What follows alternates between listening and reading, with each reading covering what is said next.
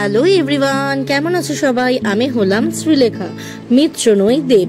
তো সেদিনকে দেখতেই পেলে আমরা মুক্ততে চলে গেছিলাম। তো মুক্ততে গিয়ে কি কি করলাম সেটা কিন্তু এই ব্লগটাতে আছে।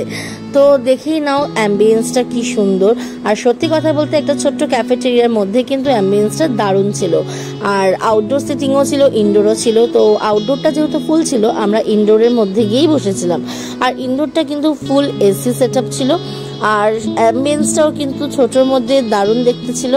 আর ফার্স্টে গিয়ে বাঙালিরা যেটা করে সেটা হচ্ছে খাওয়া ছাড়া আড্ডাটা যেন টোটালি ইনকমপ্লিট, তাই জন্য আগে মেনু কার্ডটা দেখে কিন্তু অর্ডারটা প্লেস করেই দিয়েছিলাম।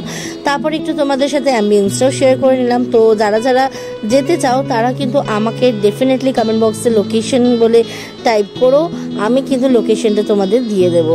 আর দেখতেই পাচ্ছ একটা জমজমাটি আড্ডার মধ্যে কিন্তু সন্ধ্যেটা বেশ ভালো কাটালো। তারপর এক এক করে আমাদের অর্ডারগুলো সব প্লেস হতে থাকলো। আর ওখানকার খাবারের কোয়ালিটি কোয়ান্টিটি দুটোই কিন্তু ভালো, আর প্রাইসটাও কিন্তু ঠিকঠাক রিজনেবল প্রাইসই আছে ক্যাফেটেরিয়া হিসেবে।